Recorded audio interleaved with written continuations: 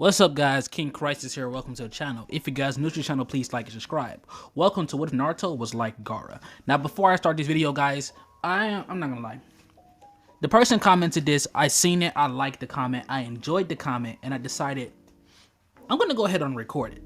So with that being said guys, this What If is going to cover What If Naruto Was Like Gaara. Before I go into any details, I'm gonna go and explain this real quick. Naruto's not gonna be Gaara. Naruto's simply going to have a very similar personality and power set. To put it simply, Naruto's powers aren't going to be sand. His powers are going to be wind. So, you may be wondering, how is that going to work? Well, for one, we have to change a few key factors. Those key factors being Minato and Kushina. For one, Minato's power set is going to be almost the exact same, except for the fact that Minato is going to be a god. Okay, a straight up god when it came to utilizing wind style. Minato is going to be the most dangerous wind style user on the planet. Minato's wind style is equivalent to basically every Cloud Ninja's lightning style. Any Cloud Ninja, let's say we're going to use particular, his wind style is equivalent to Raza's Sand and equivalent to A's lightning cloak. His lightning style and Raza's golden sand, Minato's wind is equivalent, if not stronger. Minato not only having extremely powerful wind style, but also having the Flying Thunder God technique, plus Kushina, and another change, Kurama. Kurama is going to be, for one, a lot stronger than it was in the original timeline, because Kurama is going to be the tail beast that possessed wind release. And not only did he possess it, Kurama was the strongest tailed beast when it came to wind style. So this version of Kurama will not only have a much stronger connection to wind, but Naruto from birth will have a much stronger connection. And as we know, via Kushina or via Gaara's mother's love, the Sand literally inherited her soul. Gaining control will giving Gaara complete control over the Sand. And many people figured when Gaara lost the One Tails, he would lose that control over the Sand. Incorrect. Gaara never had complete control. The Sand controlled itself, and it abided by Gaara's will. Naruto's wind is going to be the same. The only difference is Naruto's wind is going to come from Minato. So Minato's dying will was for Naruto to be protected by any means necessary. So as the Reaper took Minato's soul, a fraction of Minato's soul split off. And that fraction became the power that the young Naruto is going to be born with. His control over wind style. Now, as Naruto grows up, he will grow up very similarly to what he did in the original timeline. A huge change is, though, Naruto isn't going to have anyone. He's going to have one friend. And that friend is going to be Iruka. Toichi isn't here in this timeline. He isn't there for Naruto. No one is. And Iruka was the only person close to Naruto, and some would say Hiruzen, but young Naruto didn't really see Hiruzen as a close figure. Hiruzen was just like that one old guy that you see in the corner that would beg you for money, or that one uncle you see every 1,000 years and he would just give you money. That's all Naruto seen him as. He was pretty much just a guy who gave him money. Hiruzen literally never showed any care. He didn't teach Naruto anything. He didn't bother to even look after Naruto. The person who did that was always Iruka. Until one day, a young Naruto was swinging back and forth on a tree with Iruka. Him and Iruka were playing, and as they were playing, Iruka's facial expression would just completely drop. He would look towards Naruto, then he would say, "I get why they call you a demon." This would cause a young Naruto, who was just playing and having a real good time with Iruka, to go silent. He would say, "What?" as he would look upward towards Iruka, who just stares down at Naruto with dark eyes. He didn't repeat himself. "I see why they call you a demon. You really are a monster, you know that, Naruto?" Naruto would look at him confused as Iruka would draw 2 kunais, and I'm sick of it. Iruka would pounce forward as he immediately slams the kunais into a young Naruto's chest. Naruto would screech in pain. As he screeched, he looks forward towards Iruka, crying. Tears would flow down Naruto's eyes, and as he cried, the wind around Naruto begins to explode. Wind begins to blow as the wind begins to deeply and brutally cut into Iruka's skin. As this happens, the young Naruto's eyes will become red with a white glow coming off of them. Naruto would scream. As he screamed, the wind blew Iruka to pieces. A young Naruto witnessing this, he would break down in tears. Naruto would break down crying, losing control. Mind you, this Naruto's gonna be, I'd say, 5 years old. As Naruto breaks down, he loses it, and the Nine Tails goes rampant. Naruto losing it in so much amount of pain and anger, I'd say a Five Tails cloak would form. And a young Naruto goes on a rampage throughout the Leaf Village. That was until he was stopped and put down by Itachi Uchiha, Shisui Uchiha, and Fugaku Uchiha. The Uchihas managed to put down and not only tame Naruto, but they got control for a mere moment over the Kyuubi. After they took down Naruto, they end up cutting to a council meeting. It was done. Naruto Uzumaki has killed Iruka. Akamichi, Sarachichi, whatever the fuck his last name is. Good, they would say. Now the boy would have no one. More motivation for him to become powerful. But little did they know, this was not what they wanted. As Iruka was the last and only figure within Naruto's life that he had that showed him love. And Naruto breaks. After Iruka dies, Naruto breaks. And the young Naruto didn't speak with anyone. He didn't talk to anyone. But Naruto began to develop a need, a craving almost, a craving to kill. Naruto has become completely insane. And during this time, Naruto has learned how he can completely manipulate the wind to his will. And after learning he can do this, it was over with. Villagers would randomly go missing.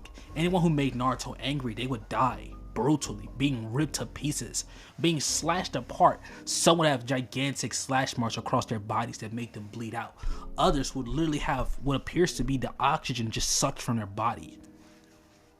Naruto was a complete and total problem. And with young Naruto running rampant, Hiruza has no choice but to put Naruto on a squad.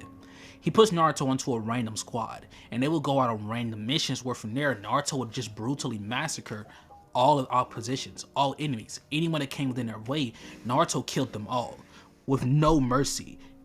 All the way up until Naruto came across this one group from the Sand Village. This group, of course, being Team Gaara.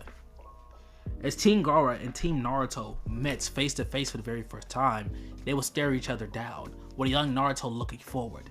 And you are, he would say. Gaara would look towards Naruto. But before either one of them attacked, they looked at each other, and a huge smile was spread across both their faces. This should be fun, both of them would say. As Naruto unleashed a massive wave of wind, Gaara would unleash a massive wave of sin as the two attacks would clash mid-air. Naruto would jump back, as all of Naruto's squad would jump back. Naruto then would look towards all of them. You're getting in the way, Naruto would say angrily. As Naruto says this, Gaara would say the same towards his siblings. Temari and Kankura would also jump back. They look onward in fear, never seen Gaara like this. Gaara then would say, Sand Style, Sand Tsunami. Naruto then would say, Wind Style, Wind Vortex. As immediately Naruto would unleash a massive wind vortex as it would clash with Gaara's Sand Tsunami, with Naruto's wind overpowering Gaara and sending Gaara flying. Gaara ends up catching himself on a wave of sand as Gaara begins to laugh. He then would shoot a bunch of sand bullets forward, with Naruto shooting a bunch of wind bullets forward. The two jutsus would clash, with Naruto and Gaara rushing towards each other. Naruto's fist will be engulfed in yellow aura as Gaara creates a gigantic sand fist, with Naruto's wind-enhanced punch colliding with Gaara's giant sand fist. An explosion goes off, with both of them being pushed back. Naruto would look forward as he slowly begins to lift up his hands as wind begins to swirl around his body. Gaara begins to do the same as sand begins to swirl around his. Him and Naruto would charge in towards each other, with Gaara swinging his hands, throwing sand up with each and every single attack. Naruto would do the same, throwing wind up with every single attack. The two of them begin to clash rapidly, and after clashing, Naruto jumps back before saying, Wind Style, Dissection Blades, he would say. As he says this, several wind blades begin to form as they begin to slice and dice towards Gaara. Gaara ends up being sliced through all of them, and they actually cut through his sand armor. And as they cut through Gaara's sand armor, Naruto sees this and he smiles. I'm trying to see blood, Naruto would say, as he begins to make his blades slice faster and faster and faster and faster before Naruto rushes forward and hits Naruto what he calls an air post, which is basically, you ever like seen an anime move where like dude strikes your chest with an open palm? Basically that, but infused with air. As it happened, Gaara is sent flying and he coughs up blood. As soon as he does, he lets off a horrific scream, screaming, My blood! With this being said, Naruto and Gaara will rush towards each other, and from here, we're gonna time skip. Naruto returns back to Leaf Village, and he's angry. He's extremely angry. But Gaara also returned back to the Sand Village, also extremely angry. From here, they would do a report explaining everything that happened, and Hiruzen would say, so, there's someone out there just like Naruto. It appears the boy Sen responds the same way Naruto's wind does. Hiruzen would sigh. I want to make things right. I want to fix Naruto. As if you could even do that. Hiruzen would look upward as Danzo walks into the room. Naruto's far too gone, Hiruzen. Give up on the boy. He's everything we need him to be. He's a monster of pure destruction. That isn't what we need him to be. That isn't what we want him to be. Well, too bad, Hiruzen. It's what he is. Hiruzen would say, it's all your fault. You know that? Danzo would say, it has nothing to do with me. You made the call. You made the order. You were expecting Naruto to be a weapon just as much as I was, he would say. He smiles. You are some Hokage, aren't you? Pathetic. As Danzo would walk out, and Naruto would enter into the office. As Naruto enters, he looks towards Danzo, and he walks up to him. Before he went to the office, he says, I'm gonna kill you someday. Sleep with one eye open. Every chance you get, remember this. The air that's in your lungs, I control that. As Naruto would walk inside, with Naruto walking inside of Hiruzen's office, Hiruzen would tell Naruto to give him a breakdown, and Naruto breaks down everything, and in extreme detail as to what he did. He then explains that Naruto is going to be switching squads. Mind you, this is now a 12-year-old Naruto. He looks at him confused. And why would I be switching squads? He would say annoyingly. Because we need you to be part of a Guinea squad with people your age. Naruto would say an annoyance. Are they going to get in my way? And are they weak? I'm not going to team with anyone weak, Naruto would say. Hiruzen then would say, you don't have a choice. Naruto then would say, are you sure about that?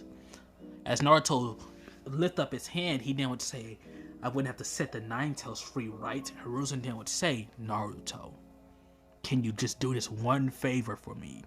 Plus, if the Nine Tails is set free, there should be at least someone capable of taming the beast in the village.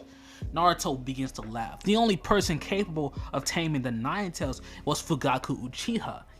Oh, Itachi Uchiha, Shisui Uchiha. Fugaku's dead. Itachi left the village, and Shisui's dead, Naruto said. The only person strong enough to actually defeat the Nine Tails was the fourth Hokage. And guess what? He's fucking dead.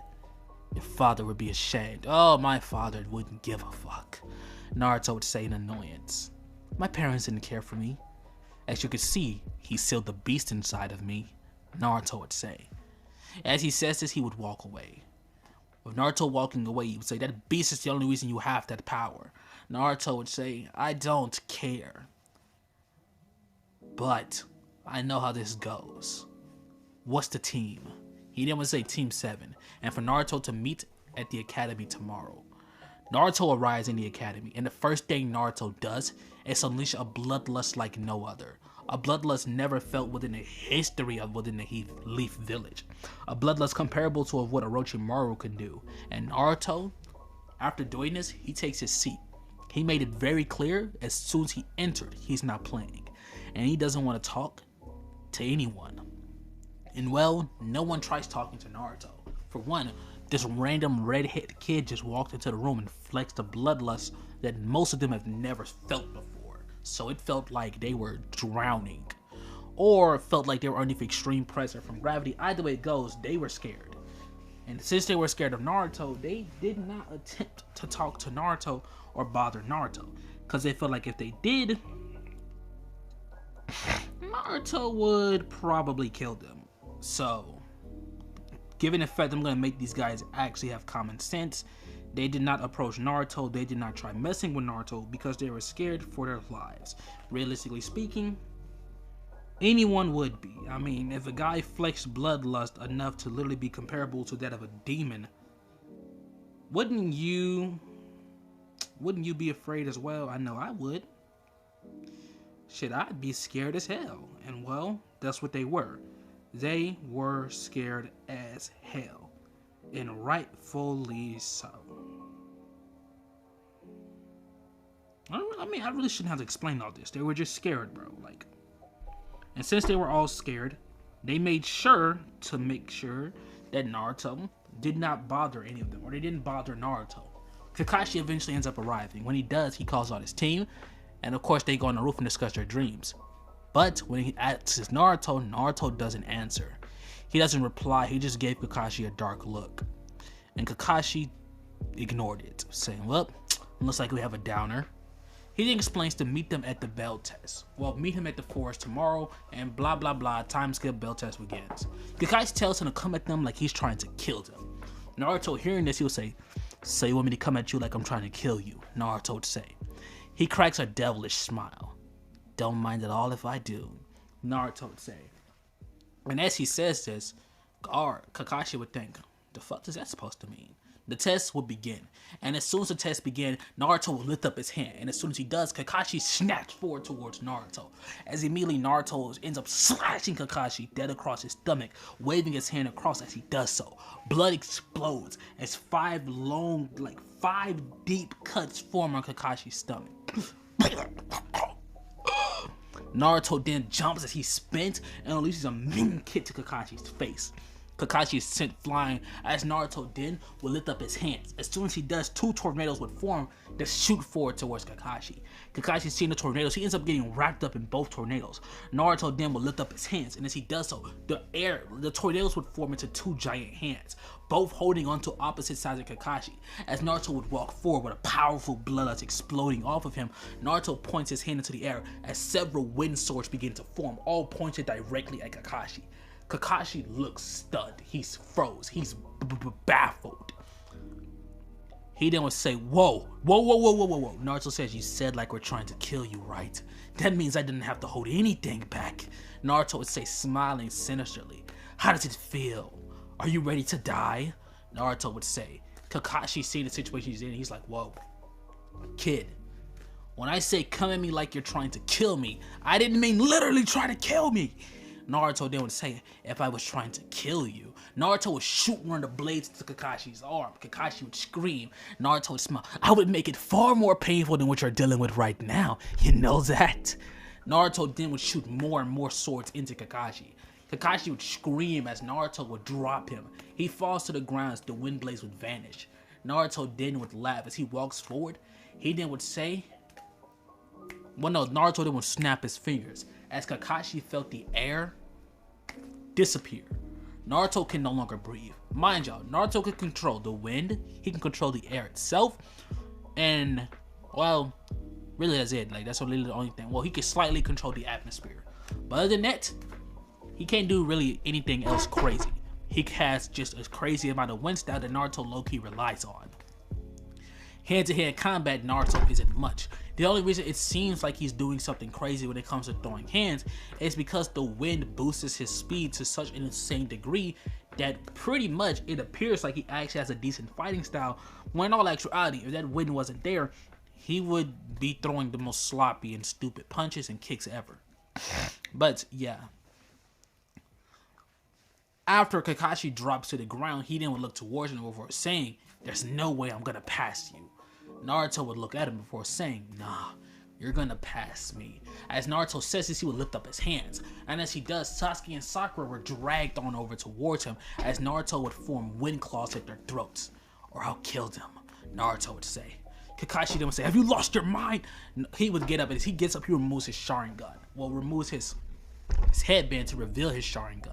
Naruto seeing this will say, am I supposed to be threatened? As he does so, Naruto says, you move an inch and there's a wind dagger through that little eye of yours. Kakashi would freeze before saying, what the fuck? He ends up seeing wind all around, holding Sasuke, Sakura, himself, like in the wind barrier, like a wind aura around Naruto. Naruto would say, we pass. As he would drop Sasuke and Sakura and he would walk off.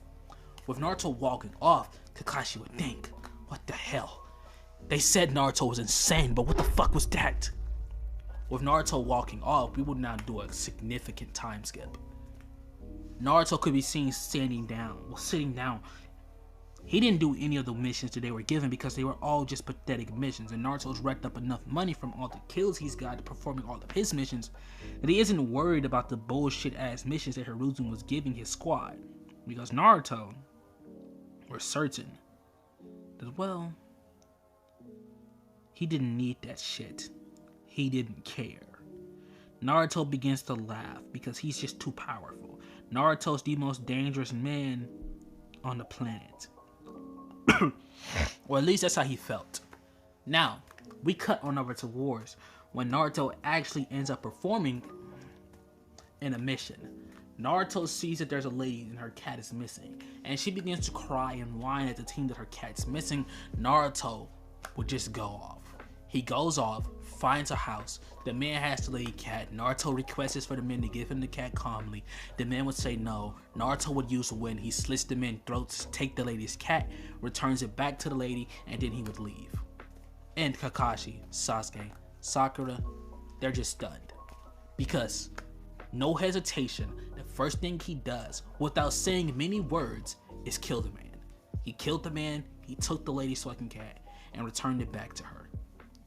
And as he did, bro made sure that that lady paid him well, because she's an old lady, mind you. She gave Naruto 3, I'd say, gold coins. Naruto proceeds to bitch slap her and tell her to give him more. She would do so. With this being said, we're not going to time skip. Naruto would go into Hiruzen's office, along with the rest of his team, as Sakura would request for them to have a harder mission. He then would look towards Naruto and immediately accept. He didn't say much, he didn't question it, and as he does so, Tazuna would burst into the room as he did in the original timeline. He would clown Team 7. Instead of calling Naruto Yellowhead, Knucklehead, or some bullshit, he would just call him Redhead one, and Naruto would just narrow his eyes before saying, whatever. He pays no mind. Well, from here, we're now going to time skip, but when I say time skip, I mean I'm going to end the video. So let me know how you guys felt about this video down below in the comment sections. This is a part 1. This may be a little bit shorter than my basic videos. I really don't know. I don't actually have a timer on here, but like it might be like 20 minutes at the least, at the most. I mean, I'd say 14, 15 minutes at the least. But with that being said, I'm out, guys. Thank you for, watching. Oh shit, this was fun. What's up, guys? King Crisis here. Welcome to part 2 on what if Naruto was like Gaara. Before I go any further into the video, everyone seemed to enjoy the video down below in the comment section, so there will in fact be a part 2, as you can see. So with that being said, without any further ado, let's get straight into the video. The video starts off where we last left off, after Naruto and the others have, well, done all their missions, and Tazuna still ends up talking his shit. But of course, from here, we cut on over towards them walking off. As they're walking through the village, as they would have in the original timeline, the Demon Brothers still try to attack. Like usual, they end up dying. But, whoa, I say like usual, my bad. Basically, when I said that, I meant like in every other what if. Yeah, Naruto proceeds to turn. As they jump up and try to attack Kakashi, Naruto will snap his fingers as the Demon Brothers were ripped to shreds. They were instantly cut into many, many pieces. Naruto then would look forward, a sinister smile on his face, as he then would say, pathetic. Naruto then would weave hand signs. As he does so, a wind orb would form around the Demon Brother's body. Naruto then would say, that should be enough for now. Naruto then would walk away, with the bubble floating behind them. Sasuke, Sakura, Kakashi, stunned. But at this point, not really. This is like their 3rd time witnessing Naruto kill someone. So they kind of had to just ignore it because they were so afraid of what Naruto would do if they didn't ignore it. So ignoring it, they would walk onward, leaving. As they end up leaving, we will now see the rest of the team still end up encountering Zabuza. Kakashi still tells everyone to duck. But as Sasuke and Sakura duck, surprisingly enough, the blade would stop midair. It never gets close to them. That's because, of course, Naruto stopped the blade. And Naruto turns with just an annoyed facial expression. Pathetic. I'm sick of this. Naruto then would swipe. Oh my god, how do I explain this? Okay, look. His hands are forward, right? He puts his right arm underneath his left arm. And then he will do the same thing with his left arm.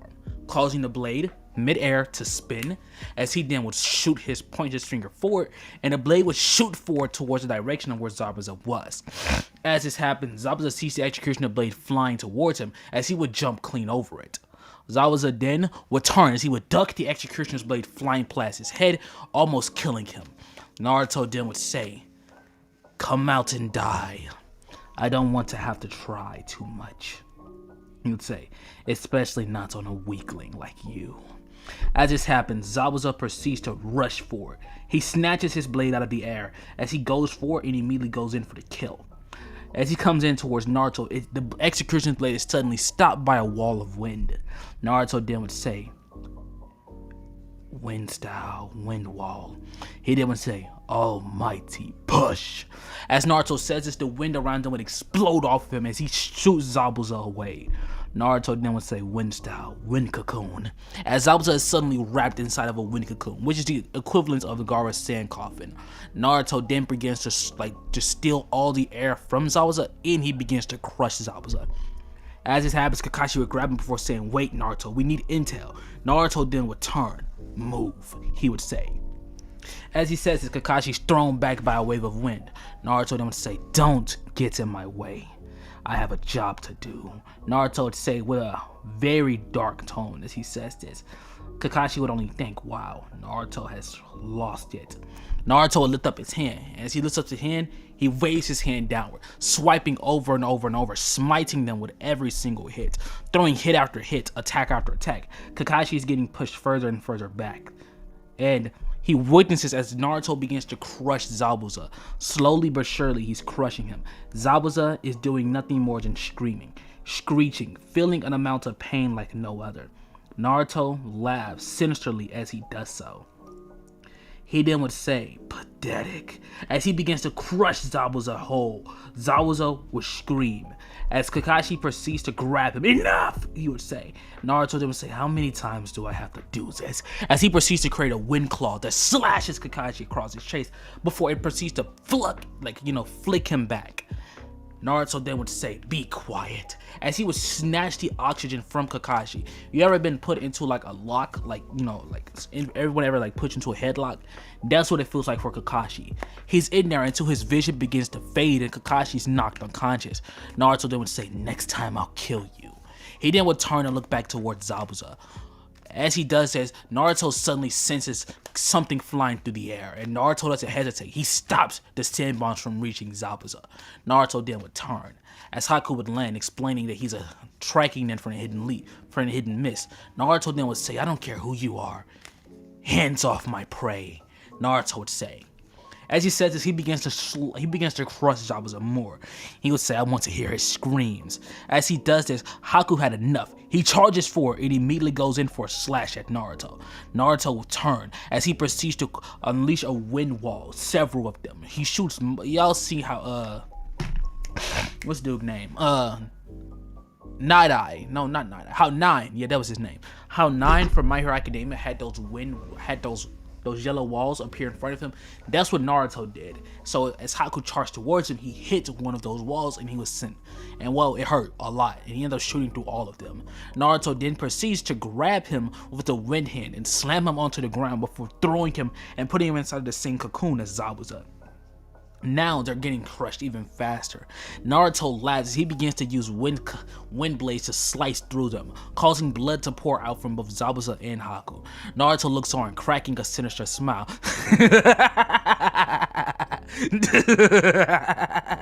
How does it feel? Do you feel pain? Do you feel pain? You filthy creatures. Naruto begins to crush him more and more and more.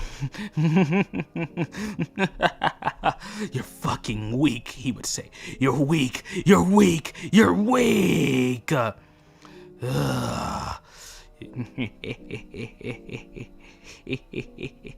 Naruto proceeds to drop him. Now that was fun. Naruto then to turn and walk away, with Zabuza and Haku both being severely crushed and blood pouring from their bodies. He then would turn as he snatches up Kakashi. He proceeds to use his wind style as the wind would lift him. Let's go. Naruto would say. As they end up leaving, Naruto would drag Kakashi. And Sasuke and Sakura doesn't say anything. They don't say a single thing. The fear that Naruto gives them, just his pure aura and presence alone. Bro.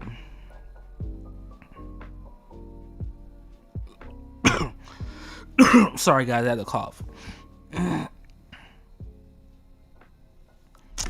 Give me 1 second, I have to pause real quick. Now, when Naruto makes it back to Tasuna's home, as Naruto makes it inside, Inari still begins to talk his same shit he did in the original timeline. But as he begins to speak, Naruto then would slowly look at him. And the second Naruto made eye contact with him, Naruto let off a piercing bloodlust. He would say, "Shut up." And Inari closes his mouth. He doesn't speak after that. He kept his mouth completely shut because he knows for a fact that if he continued going, Naruto, no, not really know for a fact, but he felt it. Naruto was going to kill him. Naruto was going to kill him in a way he never thought possible. Naruto was going to put him through an unspeakable pain. That's the vibe he got off of Naruto. That's what he felt. And it's 100% valid. Inari then would sit there. As he sits there, we now would time skip.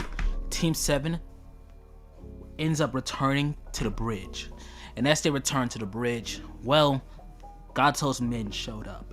And when they showed up, it was an entire group of them, an army of them. He then would say, "You almost killed Zabuza and Haku, you fucking brat," he would say. "Now the 2 men that I needed are almost completely gone. Huh. They say if you need something done, do it yourself." He would throw down his cigar. He then would point towards his men as he would say, "Get him." As all of them become rushing towards Team 7, Kakashi stands as he's prepared to fight, but Naruto would grin. "No.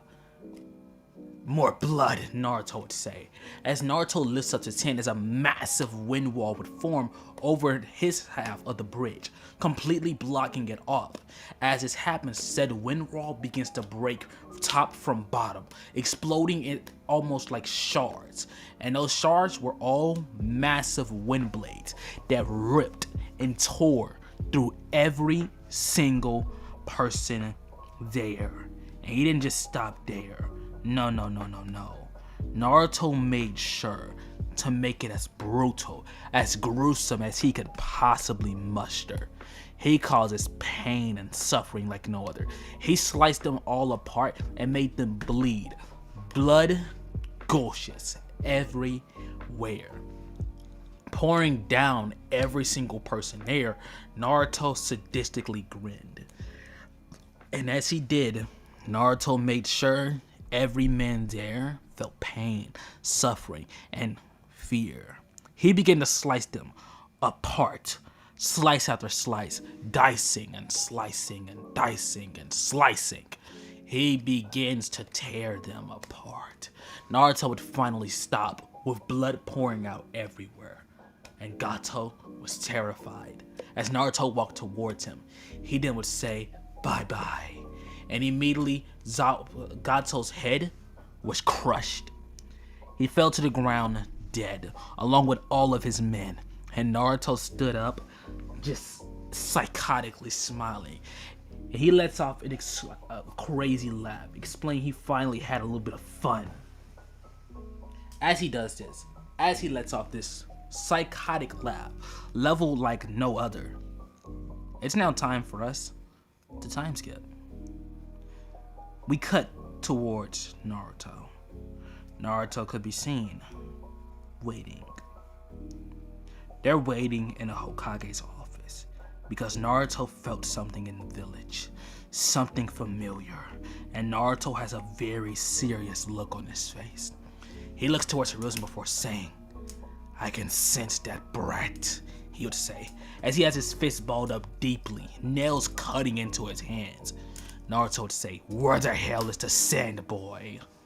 As he says this, Hiruzen would say, Mind y'all, Team 7 ends up arriving earlier, okay? They arrived back earlier because Naruto completed the mission way sooner because he killed off Zabuza and he killed off the Demon Brothers, as well as Gato's whole army, as well as Naruto being able to control the wind. He's able to get the team back to the Leaf Village much faster.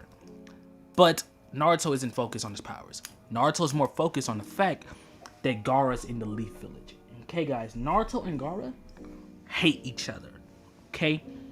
They hate each other. In case you guys don't know from the first little half, when Naruto actually got into a fight with Gaara, I never explained what happened, and that's gonna be explained probably like in a third or fourth part, if there even is a fourth or third part, because y'all know how I am. I don't think I made a part 4 in forever, but yeah, Naruto waits, and as he waits, Gaara eventually his chakra gets closer and Naruto's eyes flare red, and as he does, his chakra begins to emanate, and Gaara, sensing Naruto's chakra, his eyes will become brown and his own chakra begins to flare. Both Gaara and Naruto sense each other's presence, and both of them are preparing to rip the other apart. But as this happens, we cut towards Naruto making it home. He makes it to his home, which is a much nicer house than what it was in the original timeline, because Naruto's far more powerful and he's completely freaking insane. So they made sure to give Naruto a home where Naruto felt comfortable, because they felt like if he didn't, it was a good chance he would probably kill some people. And they didn't want Naruto just going around killing people, because that's just so unnecessary. It's over the top. Why would they want him just going around killing people? Since they didn't want Naruto going around killing people, they went ahead on and did it. They made sure they had everything locked up, everything was safe, everything was secure, everything was just down packed and good. We cut towards Naruto. Okay, Naruto walks out. And when he walks out, he begins to walk through the village. No one encountered him, no one did anything, and it isn't until Naruto seen him. He's seen Kankuro, a very familiar face, as he has Konoha held up by the throat. He has a very similar interaction that what he did in the original timeline, saying the same thing he said to him in the original timeline. Naruto walks up, and Kankuro didn't even sense Naruto's presence until Naruto placed a hand on his shoulder. And when he did, Kankuro turned around with one of those cocky turns as he just looks at him, and then he freezes the second he sees Naruto's face. Oh shit, he would think. He looks towards Naruto, frozen. Where's your brother? Naruto would say. And as he says this, sand proceeds to rise out of the ground, and Naruto starts smiling. Huge smile crosses his face as he looks towards Gaara. Gaara of the sand. He then would say, Naruto Uzumaki. As immediately Naruto shoots a wave of a wave of wind, and Gaara would shoot a wave of sand. Immediately the two attacks would clash, with Naruto rushing forward towards Gaara, and Gaara rushing forward towards Naruto. Temari and Kankuro will both jump in, shooting their puppets to Kankuro would shoot his puppets towards Naruto, and Temari would throw a blast of wind. That was very foolish of her, because said blast of wind did not reach Naruto. Instead, it hit Kankuro's puppets. This completely confused her, but Naruto zips past her. As he zips past her, he proceeds to look at her. He looked her up and down, and for a moment there, he kind of liked what he's seen, but he ignored it. He rushes forward towards. Who am I gonna make him rush towards? I'm gonna be fair. Let's say.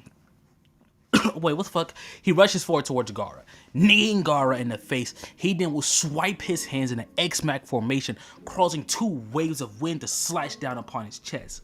Naruto then would jump back. As he jumps back, he proceeds to lift up his hand and just start causing wave of wind, wave after wave after wave after wave, slashing into Gaara. And then Gaara creates a huge sin fist that punches Naruto back. Naruto stares at him, and he then would say, die! As he immediately throws a massive wave of wind, just a powerful, category, almost category 5 hurricane type of wind blast at Gaara. Gaara sees it coming, as Gaara would immediately create a sand coffin around him and his siblings, as Naruto's wind blast mostly destroyed the sand, but Naruto started to destroy the village, which is alerting several ninjas.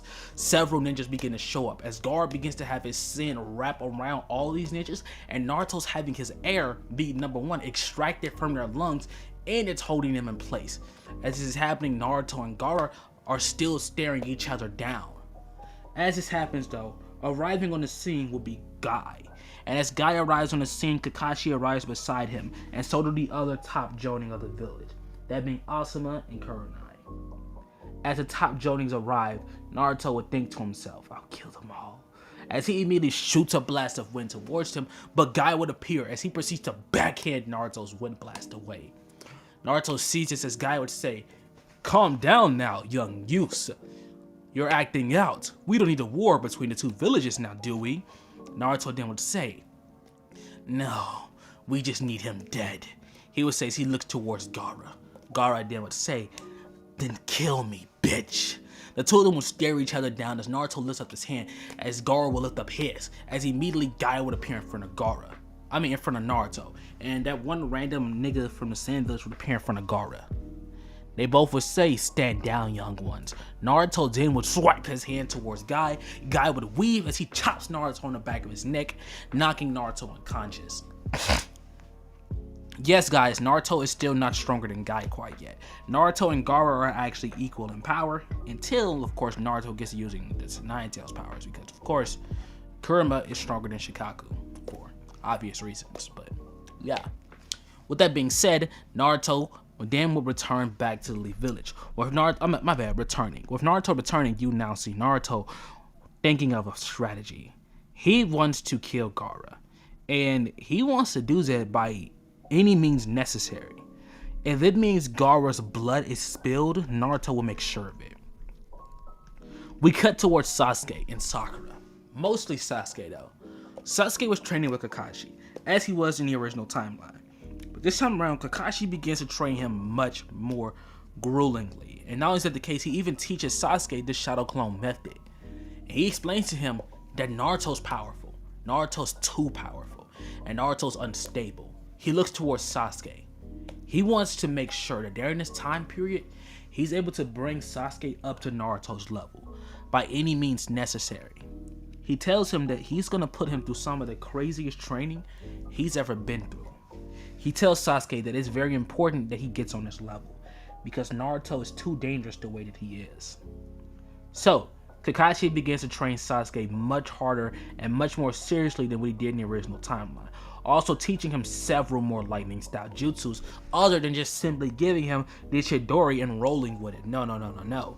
He taught him several more jutsus, all in the range of fire and lightning style. This version of Sasuke has brought up far more than what he was in the original timeline. Also, he does focus on getting Sasuke to learn the fire, I almost said the fire stuff, but getting Sasuke to learn the Chidori. But he also and primarily puts most of his energy into focusing on teaching Sasuke the lightning cloak technique, because he figures that Sasuke will need something on this caliber to compete with Naruto. And well, he's not wrong. Teaching Sasuke how to create the lightning cloak was Kakashi's best decision. Naruto, and he realized after Sasuke learned this, he begins to manipulate said lightning cloak into several destructive attacks, and he begins to like what he sees. He then decides he's going to do something very different. He shows him the Forbidden Scroll, and he shows Sasuke the Flying Raiji. Yes, I'm giving it to Sasuke. We know that it requires a lot of chakra, and we know that Sasuke doesn't have a lot of chakra, which is why Sasuke is only going to be able to use it 4 times in battle. Using the Flying Third God 4 times in battle will be all Sasuke would really need for now. So, you would see Sasuke now being confident in himself after only 3 weeks of training. He's gained that many skills and that many techniques, a repertoire of lightning and a repertoire of fire style techniques. You're probably wondering how. Shadow Clone method. Very simple. The Shadow Clone method is the most overpowered method in in Naruto existence. It's like almost like having a hyperbolic time chamber when you really think about it. So yeah, he's good all because of the Shadow Clone method. If Sasuke did not perform the Shadow Clone method, he would not be ready for Naruto.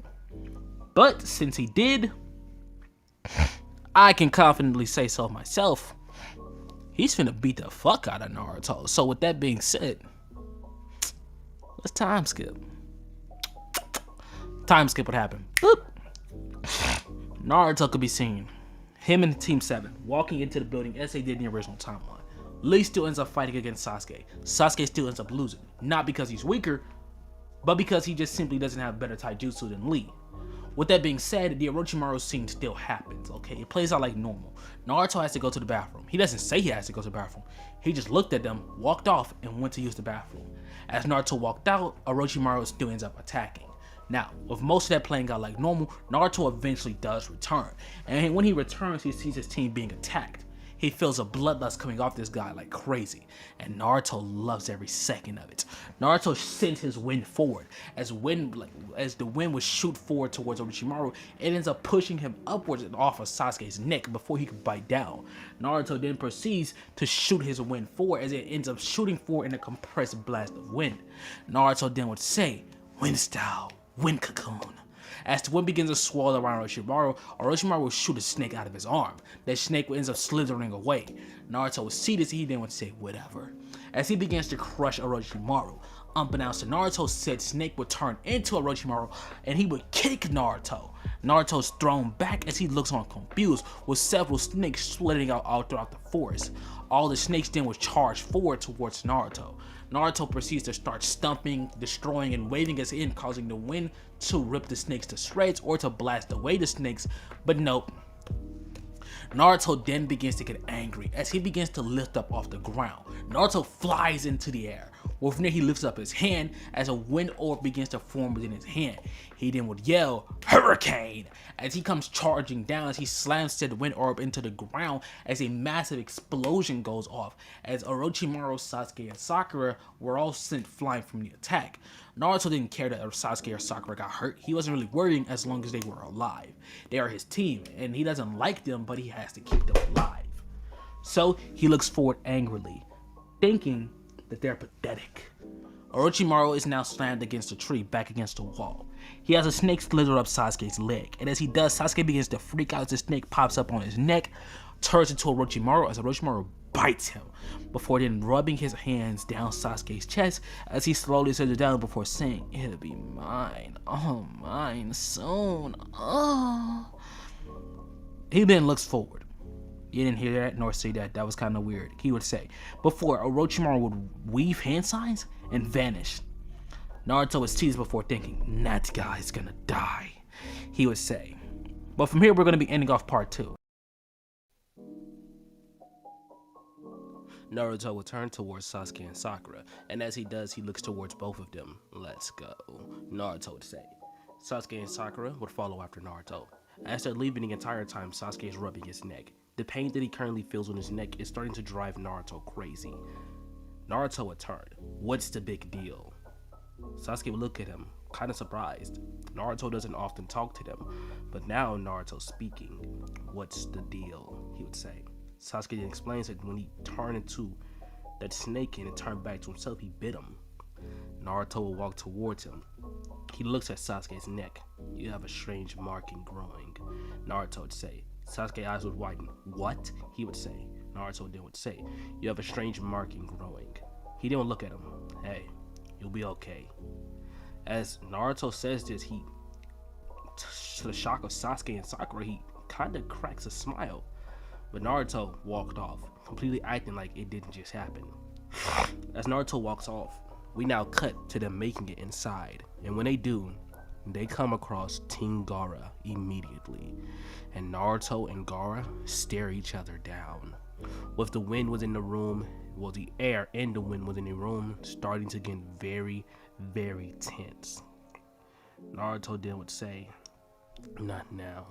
I don't feel like it today." As he says this, Gaara would say, "Same. But I'll kill you," they both would say. As Sasuke and Sakura see this, they're a little confused. What's up with the rivalry, they would think. As then, we will time skip. Team 7 makes it into the Chunin exams, in the first match being Naruto versus Kiba. Naruto would look down, and as he looks down, he sees Kiba. He would think, are they looking down on me? They must be underestimating me severely, putting me against that mutt.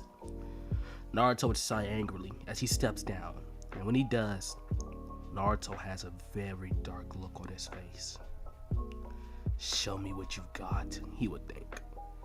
As Kiba begins to talk crazy, he begins to tell Naruto that he's gonna kick his ass. He's gonna kick the oppressed boy's ass. Naruto then would ask, do you not remember me? Kiba would say, why would I remember you? I never met. Kiba would go silent. As he looks towards Naruto's face, he begins to remember the kid, that bloodlust. He begins to slightly panic, remembering exactly how it felt to be within Naruto's presence with him letting off that bloodlust. Naruto would say, it's over for you. As Naruto lifts up his hand, he would throw a wave of wind towards Kiba. Kiba is thrown back, his back hits against the wall. As Naruto proceeds to lift up his hand, Kiba is dragged towards him. As Naruto rushes forward and knees Kiba in the face. Naruto then grabs his face, he slams Kiba into the ground, and they begins to do it repeatedly, slamming him into the ground over and over and over and over. Naruto then would get up. You're weak. Don't waste my time with weak opponents or they all will die. Naruto says calmly. As he lifts up his hand, several wind blades begin to form over Kiba's body. Naruto then swipes down. But to the shock of everyone, to the shock of everyone who knows Naruto, he doesn't kill Kiba, he avoided Kiba. And all the wind blades struck the ground, making Kiba be terrified for his life. But Naruto didn't kill him. Kiba's alive. Naruto let him live. This was some insane improvement. Naruto stands up and he walks off. As he does, he would leave. Naruto leaves and he goes into the bathroom. He uses the bathroom, he comes back out. But when he comes back out, he sees someone. Hinata Hyuga. As he looks at her, Naruto would get a flashback. You'll see Naruto, 5 years old. Before he killed Iruka, Naruto had a smile on his face as he watched Hinata Hyuga, someone who Naruto always understood that she didn't hate him. Naruto was never stupid. He was no fool, at least not this version of him. He understood that she did not hate him. She never did. As he watches her perform, he watches Hinata get attacked by a group of bullies. Naruto walked forward, and as he did, the group of bullies would look towards Naruto. And they would say, look at her, she even has the demon coming here trying to help her. Naruto looks onward. Leave her alone, Naruto would say. Now. As Naruto says this, the bullies begin to laugh. And if we don't, what are you gonna do about it, demon? Naruto's facial expression would change to an angered one. I said leave her alone, Naruto would say. Now. The bullies begin to laugh. No one's scared of you, demon boy. Naruto would lift up his hand. So be it. He would wave his hand, and as soon as he does, a burst of wind smacks into the bullies. They're slammed against the wall as Naruto stands over them. My bad, they're slammed to the ground as Naruto stands over them. He looks at them and say, all you had to do was not be a bully. What is the point in being an asshole? She did nothing to you. The bullies would look upward, and as they did, they saw aura off of Naruto. One like no other. Power was all that resonated off of Naruto, and they could do nothing but simply look up to Naruto in fear. Naruto told them that they were going to leave Hinata alone. They were never going to bother her again. And if they did, he'll handle them. He said calmly, he will put them in their place. The bullies were scared. They ran away. And Naruto looks towards Hinata and asks if she was okay. Hinata would nod. We cut back to now. He looked at her. He didn't say much, and he walked away. But it was clear that in that moment, he showed something. Naruto showed some type of care. And that is what's going to be important for the rest of the series. With Naruto walking off, after seeing Hinata, Naruto smiled. A pretty big one. It's been so long since he's last seen anyone that cared for him. After all, the last person that cared was Iruka, and he's long gone. Naruto had a huge smile for the first time in forever, but Naruto hid his smile and he continued on. With Naruto returning back to the ring, you would see all the other matches playing out until you watch Naruto witness Neji brutalizing Hinata. Neji goes in for the killing blow, and before any Anbu could jump in, Neji was seen stopped midair, floating. Everyone looked forward. Everyone wondered what's happening. Everyone aside from Team 7 and Hiruzen. But Hiruzen, Team 7, they were shocked. You'll see Team Gaara also shocked. You'll see Tamari, who already was kind of interested in Naruto. She would also look forward shocked.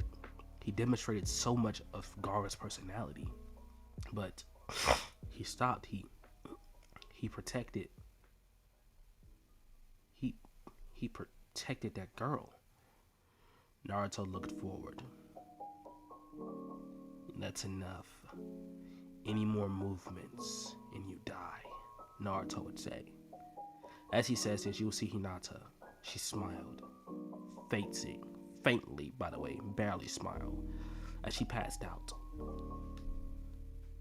Ooh, I feel like I'm finna sneeze, to be honest, but shit. I'm not sure. Hopefully I don't, but yeah. Time skip. With this being said, a time skip now happens. With the first portion of the Chunin exams being over with, there will be no Jiraiya. I'm letting you know this now, because this version of Naruto isn't supposed to have anyone aside from the characters who are going to be prominent, and those characters being Hinata, Team 7, and well, I'm gonna give y'all a quick spoiler, but Team Gaara and Gaara himself. They're going to be the only people who are going to be in Naruto's life who love him. Hiruzen does not love Naruto. He sees Naruto as a weapon, a powerful one at that. So with that being said, we cut to the return of the Chunin exams, with Naruto and his team coming back. And when they did, you will see Naruto returning with a different demeanor. He was different. Sasuke and Sakura could tell. Naruto came back with a motive. He didn't come back with just kill on his mind. He came back for revenge. But first, he needed revenge on two people. That being Neji Hyuga and Gaara of the Sand. But we will cut to the match itself, with Naruto being the one to face Gaara. Naruto looked down, dark eyes, as he cracks a sadistic smile. Finally, Naruto would say, after so long, I finally get to kill you. As he says this, Gaara would smile as well, saying the same exact sentiment as Naruto. The two of them really want to kill each other, like really want to kill each other. And then Naruto and Gaara will step down. They do not do Hajime. They do not shake hands. They instantly attack one another, with Naruto charging forward towards Gaara and Gaara charging forward towards Naruto. Naruto would immediately lift up his hand. Gaara would do the same. Sand and wind would clash, and as it clashed, Naruto jumped over Gaara, waved his hand across the air as he was mid. A slash would form. It shoots forward towards him. Gaara would smile. As Gaara ends up jumping back, and a wall of sand would form, blocking the wind slash. Gaara would look onward, with him and Naruto staring each other down, shooting wave after wave. Gaara would say, "You're just like me. They hate you, don't they?" Naruto jumps back, "Yeah, everyone," he would say. He proceeds to throw wave of wind after wind. Gaara would throw sand after sand. It's stupid, isn't it? The way we're treated for no reason. Naruto ends up ducking a blast, as he then would say, of course, it always has been stupid, the way us Jinchurikis are treated. Naruto would say, as he jumps upwards, dodging an attack from Gaara.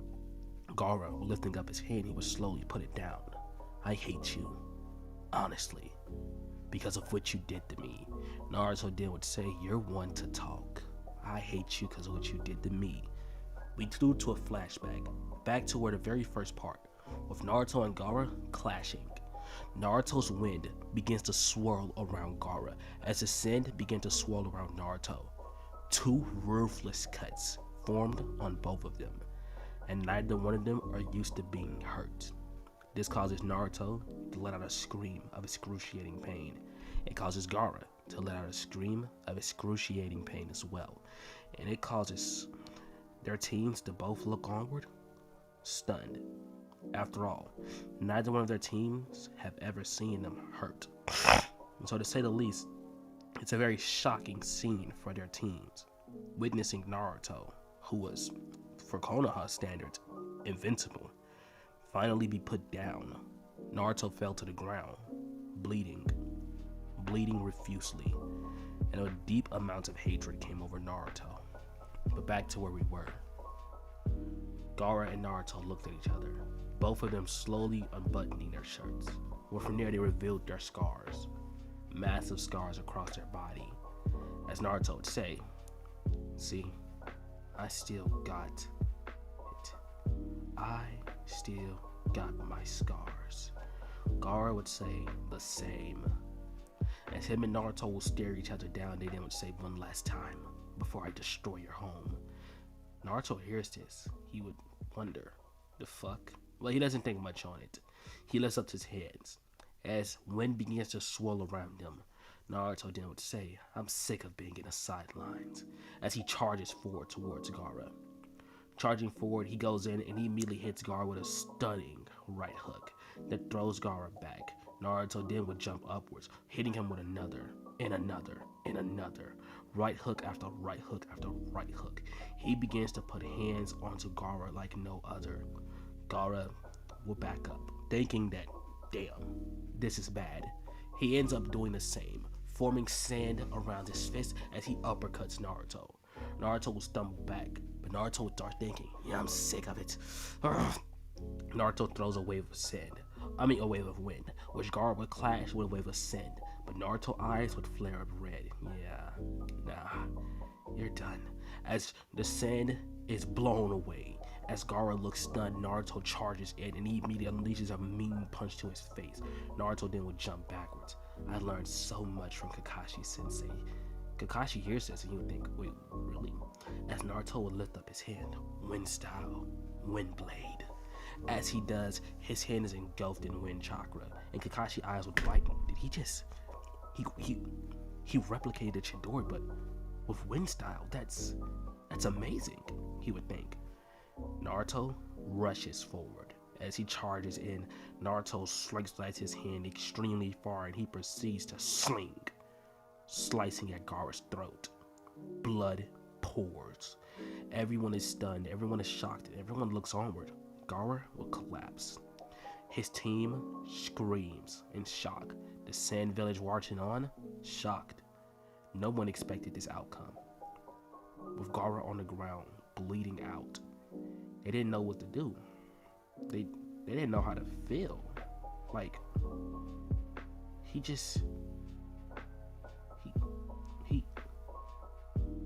killed him. Gaara's body fell to the ground, and as he did, Naruto had an emotionless face before cracking a huge smile. "I got my revenge, bitch." As Naruto proceeded to walk away. But as Naruto walked away, a red aura surrounded Gaara, and Naruto would stop, feeling a familiar presence. As he did, there arrives Shikaku. And Shikaku lets off a scream, and Naruto would slowly turn, powering up, allowing his wind to flow, but nothing happens. It doesn't happen. Gaara is thrown back by a burst. Naruto's thrown back by a burst, and as he's thrown back, he looked onward, stunned. Shit, what the hell? Fuck it. He lifts up his hands. He begins to call upon the Nine Tails powers, and Kurama begins to respond. He begins to flow his chakra into Naruto.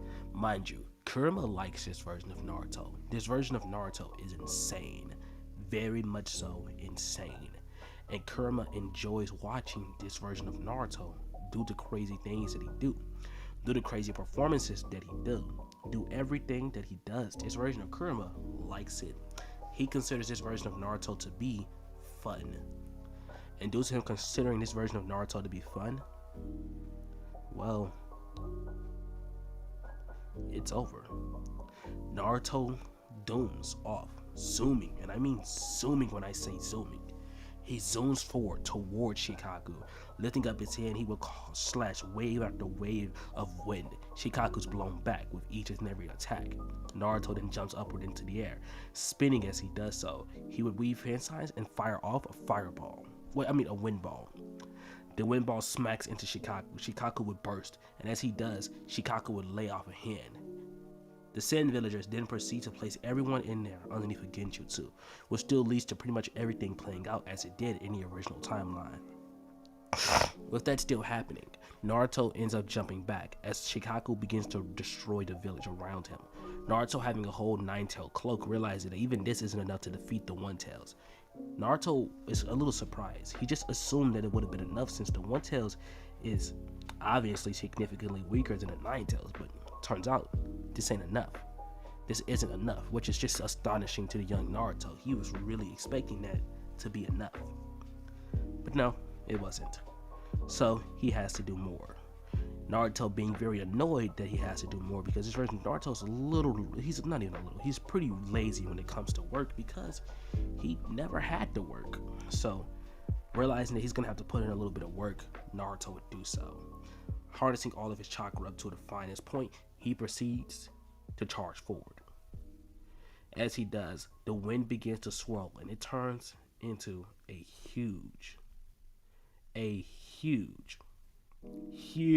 arm, and Naruto smacks Shikaku with a mean punch to the face. And Shikaku was sent flying. He was sent flying. Naruto then would jump upward, throw a punch. This punch slams into Shikaku. Shikaku breaks apart. As Naruto zooms forward, he begins to wrap sand all around Shikaku. He then proceeds to hold Shikaku down in place. As he does so, Naruto would smile. "You're dead." Crap. Boom. Shikaku explodes from the inside with so much wind filling him up, he just popped. He popped like a balloon. Gone. Destroyed. And Naruto smiles sinisterly. He then would say, "Like I said, he's gone." But Shikaku But you know what, that's enough. Shikaku is now defeated and Naruto smiles, victorious. So now we're gonna time skip.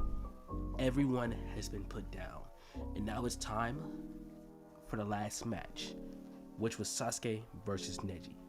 The Chunin exams were put on hold, but after the Sand Village and all the others were forced to leave, Sasuke expressed that he still wants to have his match, and everyone watches onward as Sasuke would get into the ring, and his battle with Neji would commence. Now, this version of Sasuke is not stronger than canon Naruto, sadly enough, which means that this version of Sasuke just can't do it. He cannot defeat Neji. But what he does is he puts up one hell of a fight. And in the end, Naruto steps in the ring. And when he does, Naruto proceeds to give Neji the worst beatdown of all history. And Naruto holds Neji by the throat. He lifts him up as his hand would form a wind drill, and he pounces forward. But as he does, Hinata jumps down and begs him to stop. Naruto freezes, and everyone sees it. Naruto didn't kill her. He didn't kill him. Naruto drops him. You're lucky. You're lucky she has a good heart. Because I don't. He would say, I don't have a good heart. And I am more than willing to kill you. She wants you to live. You should be grateful for that. As Naruto says this, he walks away. With Naruto walking away, Hinata would hug him. She would thank Naruto. Naruto feeling this comfort, feeling this warmth after years of not feeling anything. He smiles. He hugs her back. And Naruto can't help it. His smile just won't drop. He continues to smile. And now, we time skip. We time skip all the way to Shippuden. Yes, I know, Orochimaru didn't attack, and that's because I need Hiruzen alive. With Orochimaru not attacking, this leads to a lot of changes into the story. Hiruzen is still alive. They never go retrieve Tsunade because there's no need for her. So, Hiruzen is still the Hokage. Hiruzen is still in charge. And Hiruzen is the man with all the plans. And he's willing to do whatever it is that's necessary to bring Naruto back to that darkness, to keep him at that darkness. He becomes enraged after hearing what everything that has happened, and we cut towards him with the council. We need to kill Hinata Hyuga. Everyone's there aside from Hiyashi, aside from the Hyuga clan who weren't made aware of the council meeting. They would say, why? Hiruzen explains, she's making Naruto weak, and I need Naruto to be at his strongest. I refuse to allow my specimen to become weak. He's good the way he was. No one's going to get in the way of my plans for Naruto. So now we cut towards them attacking Hinata one night. Hinata was alone, walking, something that she shouldn't do, but it doesn't matter. She walked alone that night, and as she was walking, several ninjas pounced at her, and when they did, they all came with the intent to kill. Hinata fought back, and she surprisingly enough destroyed these ninjas. She put hands on them like no other. The ninjas were pushed back. Being pushed back, this only did nothing but motivate them further. They wanted to do more. They wanted to make sure that Hinata is dead no matter what. So all these ninjas came in with full force, full power, no holding back, constantly trying to kill him at every opportunity that they got. They went forward and forward and forward, attack after attack after attack. Hinata fought back a lot. But to the luck of everyone, Naruto was nearby. Naruto was walking, taking a nightly walk, and he sees Hinata being attacked. Naruto rips all of them apart instantly. He tore them limb from limb from limb. And he would say, no one touches my friends. Well, this being said, they all would drop dead. And now a time skip, a big one, to the start of the story of Shippuden. Naruto is called into Hiruzen's office. And when he is, the rest of Team 7 is there. Hiruzen explains that the Kazekage has been kidnapped. And Naruto would wonder, why does it matter? They have nothing to do with the Kazekage. Hiruzen then would explain, the Kazekage and the Sand Village and the Leaf Village are back on good terms, and the Kazekage Gaara is dead, or presumed dead. Naruto then would say, why should I care about Gaara? I cared nothing for him, Naruto would say. Hiruzen then would say, well, you're supposed to care for Gaara because Gaara is one of our allies, and we need Gaara. So rather you care for Gaara or not, Naruto, we need you to go protect him. Naruto would look onward. Protect Gaara? Absolutely not. Naruto would say, I will not protect him at all. Hiruzen would sigh. You think this is a choice, Naruto. I'm here to tell you that it's not. You're out your mind if you think you're just gonna say no to this. You can't. You will protect Gaara because it's in order. Naruto looks at him. He would sigh. Have you not learned yet, old man? I don't care about your orders. Naruto would say, I never have and I never will. So don't think you can just tell me it's an order and I'll listen, because I never will, Gaara would say. He says this, he walks away. Pathetic. He then would say, will you do it? Because Hinata Hyuga's going to be there. Naruto would stop. He slowly turns. Fine, he would say. That's a pretty easy way of motivating you. Every boy's motivated like that, he would think. The sweet, sweet love. Naruto then would say, shut up, old man. And he walks off. Final time skip. Blah blah.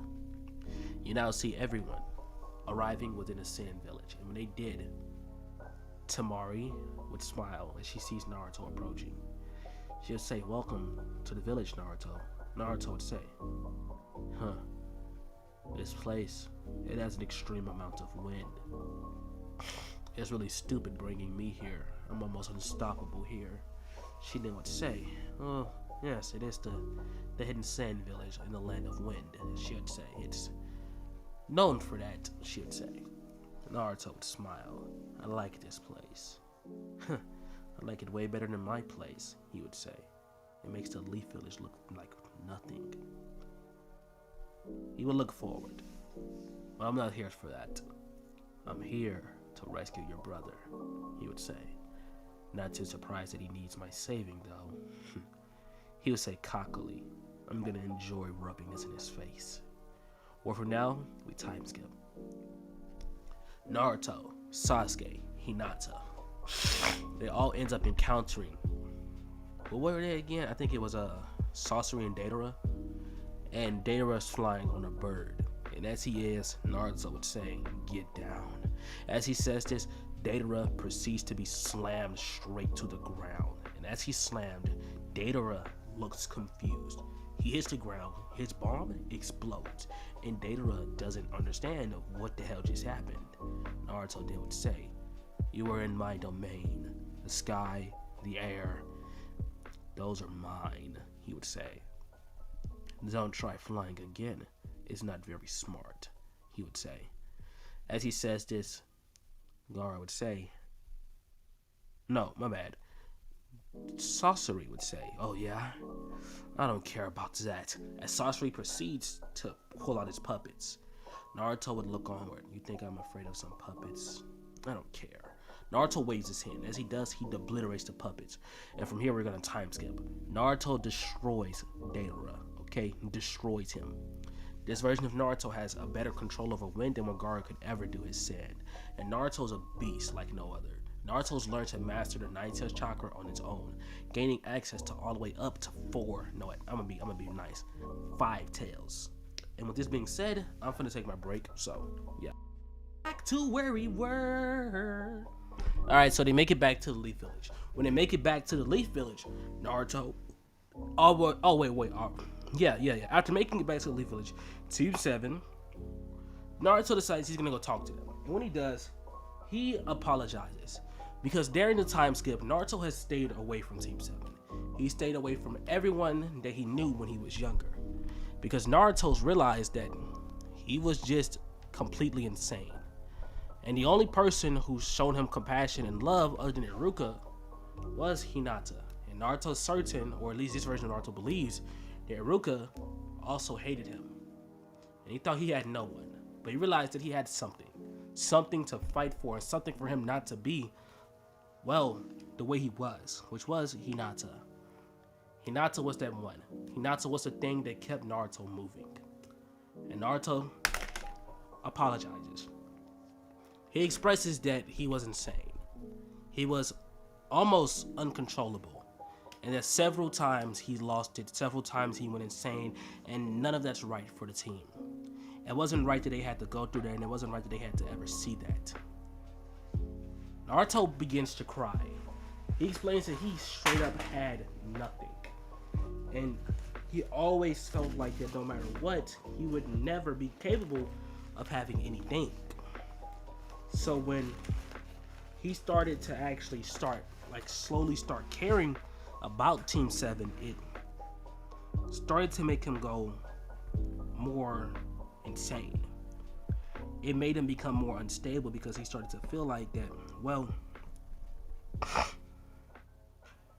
he wasted an opportunity to genuinely be loved. And he doesn't want that to ever have to happen again. He looks forward. Serious facial expression. He expresses that he would do anything to make sure that they're okay. Hard to say, but right now he had some more important matters to attend to. He looks forward as Naruto eyes would turn red, and Naruto walks off. With Naruto walking off, Naruto proceeds to hit a cross pose, and Naruto will enter the mindscape. As he does, Kurama will look at him. You've grown soft, boy. Remember who you were. You were a monster like no other. Naruto looks at him. I was evil. I was insane. But he looks at him, but you're just another challenge I'll have to overcome. Naruto points his hand towards Kurama, and within there, wind begins to blow. But Kurama's eyes would glow. Kurama, this time around, has one red fox eye and the other one a bright white eye that literally has the wind itself can be seen through its eyes. Kurama smiles. Bring it on, bitch, he would say. As he does, Naruto rushes forward, and him and Kurama would have a long, grueling battle. And in the end of that battle, Naruto came out on top, with Naruto realizing that he had love. Because as Naruto battled against Kurama, Minato's spirit formed once more. And as it formed once more, he looked upward, realizing that, well, he got literally everything. He had an opportunity for everything. And the first thing Minato tells him when he appears is, don't trust Hiruzen. Hiruzen is a monster. And Naruto immediately listened to everything Minato told him. And we cut on over towards a council meeting. This one is supposed to be a secret, as Hiruzen's telling them that they need to get rid of Naruto. Naruto's starting to become a problem. He's too powerful. And they're gonna make sure that he gets put down. As he says this, many people was in there would all agree.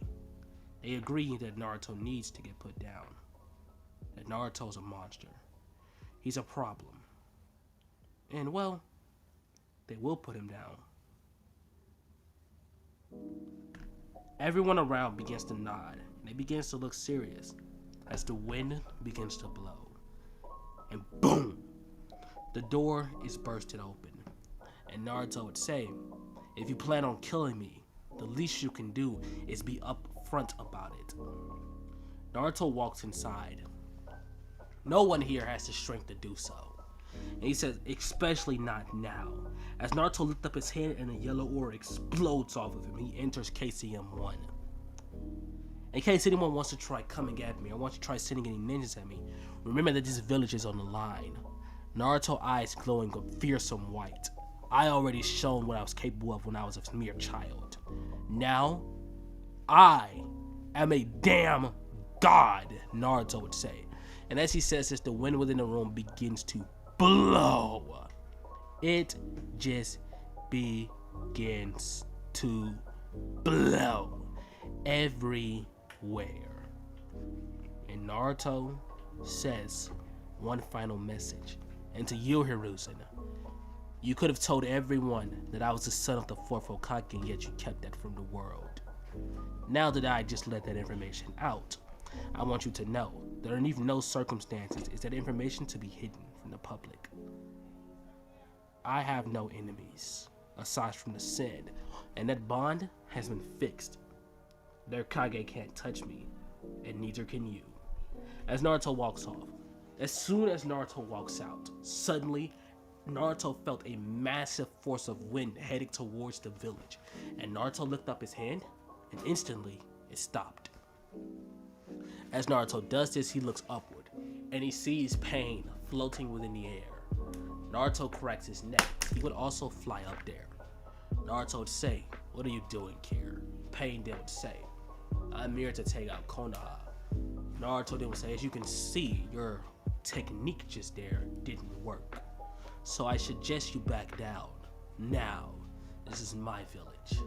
Pain then would say, "I don't care what village it is. Now move. Almighty push." To Naruto, the almighty push felt like nothing but a simple breeze of wind. Naruto looks forward. "Are you serious? You're trying the same jutsu I literally just stopped with one hand." Naruto looks forward before saying, "You call that an almighty push? Let me show you. Almighty push." As Naruto says, is a massive boom of wind was released. And Naruto absolutely sent Pain, or at least this path, flying. Pain was destroyed off the impact of it. And as it happened, another one would appear, and this being the robotic one. He stood up, floating as well. "Nice try, young Naruto. But as you can see, it isn't enough to completely take me down." Naruto would turn.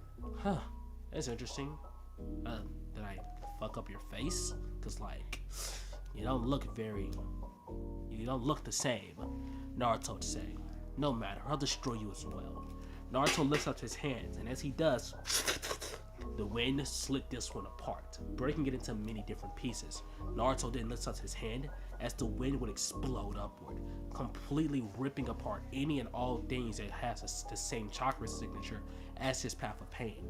As this happens, Naruto will cross his hands together, and he ends up calling upon the wind to bring up every little bitty piece.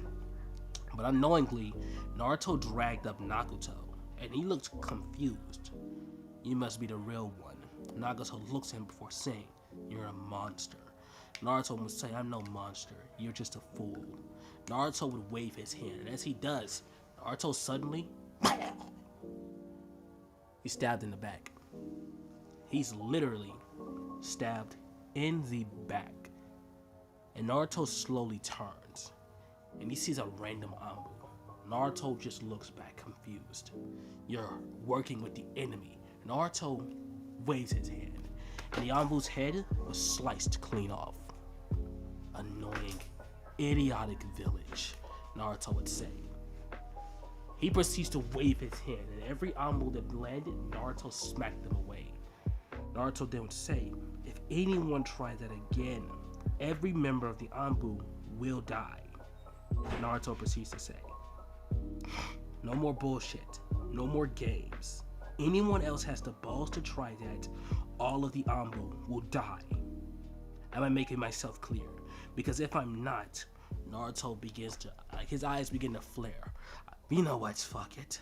Naruto ends up entering his KCM form, and the wind begins to whirl crazy. Winds of a hurricane on Lighttail category 30 were blowing throughout Konoha. Houses were being dragged away, and Nagato was just thrown off. Naruto threw him to the side and allowed the wind to take him. After all, he was already basically straight bones. As this happened, Konoha rushes forward and she tries to fight against Naruto, but her power is paper. Naruto power is wind. You guys know what happens when paper's in the wind. So, Naruto literally does nothing against her. He doesn't have to do anything against her because he's literally too powerful for her. Like, he's damn nearly her natural weakness.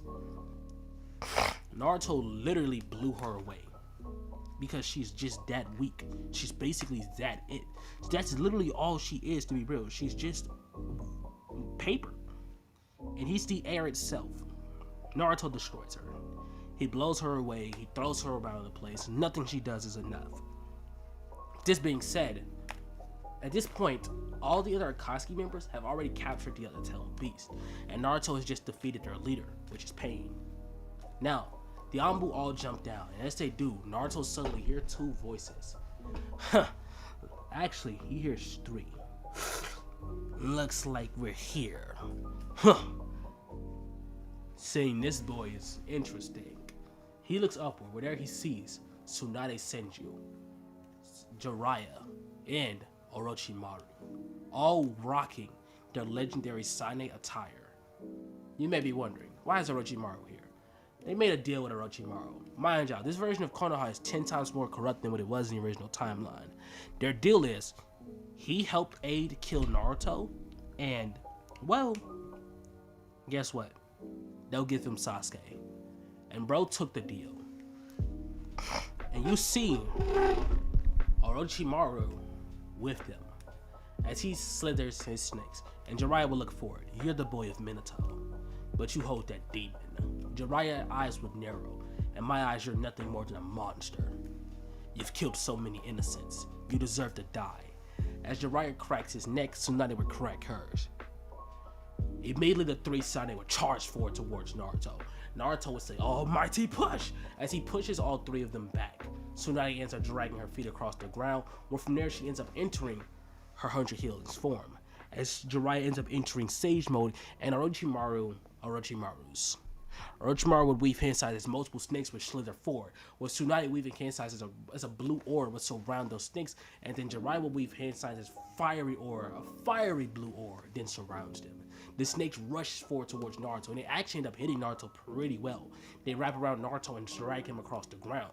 Well, from there, Naruto ends up weaving hand signs as the wind around him began to cut into all the snakes, cutting them apart. Naruto would fly upward into the air. From there, he begins to swipe his hand over and over and over again, creating wave after wave. That is until Naruto is hit across the face by Hiruzen's staff, and Naruto would look upward as Hiruzen is seen standing there.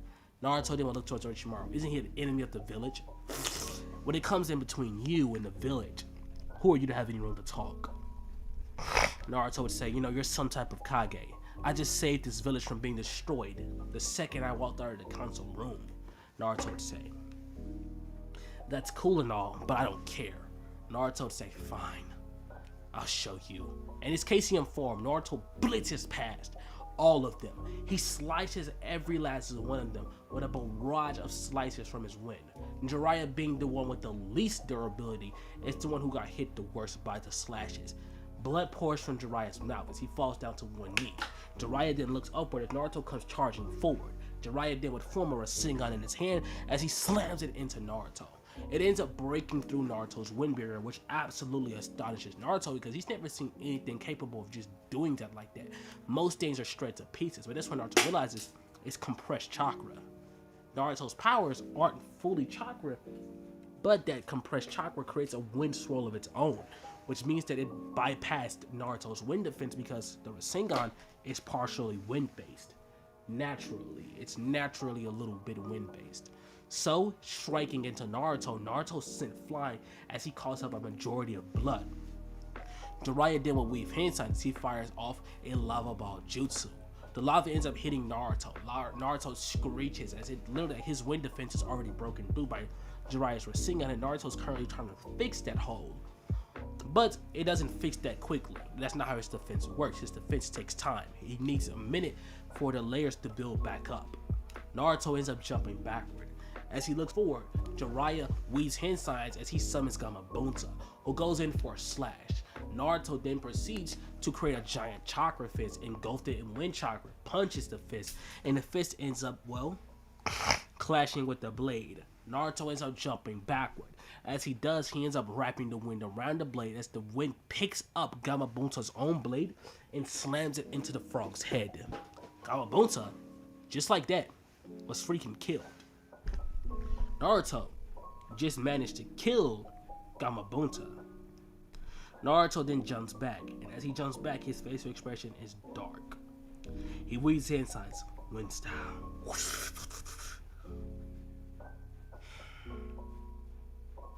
Finish him. As Naruto shoots that wind blade right into Jiraiya's head, Jiraiya ducks. He forms a Rasengan as he yells, "Blazing Rasengan!" And the Rasengan goes forward towards Naruto. Naruto knows that jutsu could take him down, so Naruto ends up creating a wind barrier again. Said wind barrier though was a trap. The wind barrier ends up catching the Rasengan. As it wraps around the Rasengan, Naruto proceeds to rush forward. He grabs it, and he then would yell, "What's it called again? Rasengan! We'll try this! Blazing Rasen Shuriken!" As Naruto proceeds to throw the Rasengan, as it morphs into a Rasen Shuriken, a blazing one at that because Jiraiya applied the fire chakra himself, and it ends up slamming into Jiraiya, killing him on the spot. Naruto then would say, how'd he do that? Compressed chakra, swirling chakra. Rasengan. Naruto would say, and as he says this, the Rasengan would form was in his hand. Mind you, Naruto, I said in the beginning of the story, wasn't going to learn Rasengan. Well, maybe I wanted him to learn Rasengan. And Naruto seeing the Rasengan and realizing the power he now holds within his hand via his wind style, Naruto then will lift up his hand, and he then would yell, breakdown.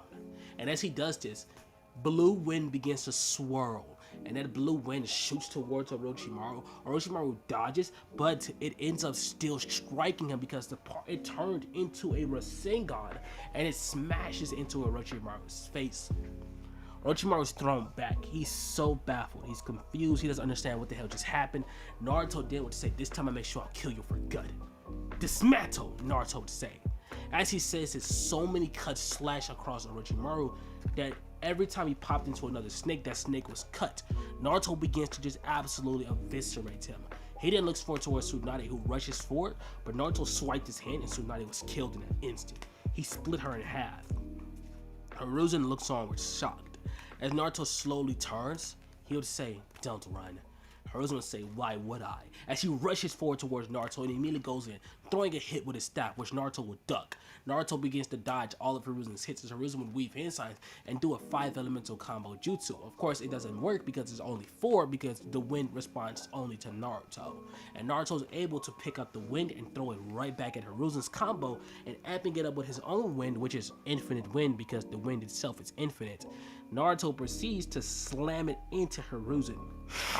Hiruzen can't breathe. Hiruzen just got hit by a move so freakishly powerful that his old age just can't handle it.